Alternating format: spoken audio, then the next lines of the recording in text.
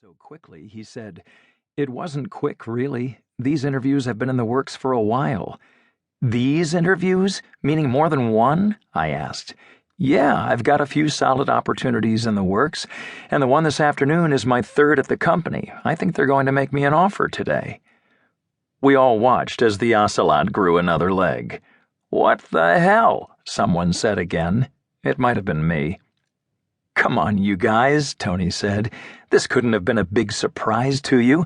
The only shocker is that it took this long for them to shut down the business." He went on to describe things he had seen and heard over the past year that led him to the conclusion our office was doomed, along with 7 other regional locations. So, of course, he had started interviewing for a new job many months ago. Tony seemed to know things he just couldn't or shouldn't know. Somehow he knew how each of the regional offices ranked in terms of profitability, although this information was tightly protected by the corporate home office. He knew that our region and 7 others were actually owned by a separate corporate entity. He knew some of our competitors had heard rumors about how the business might be consolidated and high-value real estate might be sold off because the founder was cashing out in advance of an ugly divorce. Tony didn't have the time to explain how he acquired all of this information because he had to leave for his job interview. We wished him good luck as he headed off, then proceeded to snidely rip him apart once he was gone. "Who do you suppose he's screwing at the home office?" someone asked.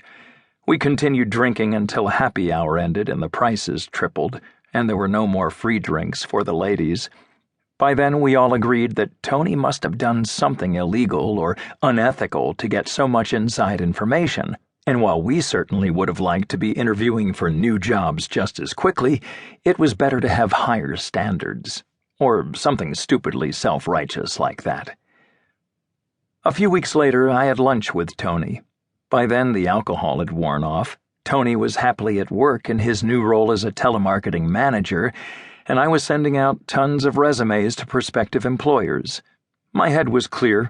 The panic of joblessness will do that for you, and I really wanted to know more about how Tony had seen the troubles coming long before they actually arrived.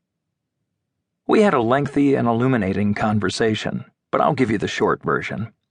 Tony wasn't sleeping with anyone at the home office. He didn't have unique access to information that any of us could not also have acquired. But he did pay attention in a way the rest of us didn't. He noticed things and looked for things the rest of us ignored. Tony talked to me about his perception of many of those we worked with.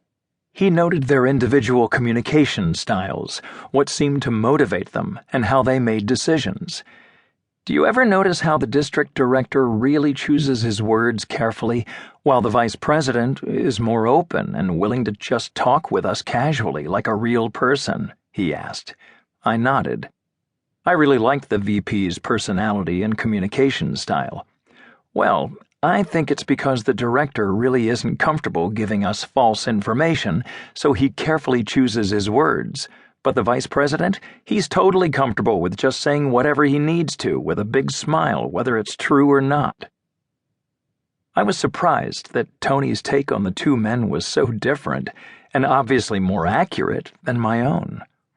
I wondered why a guy who did most of his work in a cubicle with minimal interaction had even bothered to think about these things. And beyond the thinking, the fact that he was so discerning, that he was able to see so deeply into the personalities and characteristics of these people, it frankly floored me. In addition, Tony had carefully observed how our key leaders communicated and interacted with employees, so when they sent out memos, gave speeches, or visited the office to check in on the staff, Tony was reading between the lines, discerning the reality behind the corporate speak. He wasn't judgmental or critical as he described this to me. If anything, he was flat and unemotional, like a psychologist with a patient on the couch. He just observed carefully and noted their behaviors. At our last company holiday party, Tony noticed that the founder's wife was absent, while in the past she had been heavily involved in every aspect of planning and was always a significant presence at these events. We were told that she wasn't feeling well. Tony didn't buy it, especially after he met the founder's new lovely young assistant.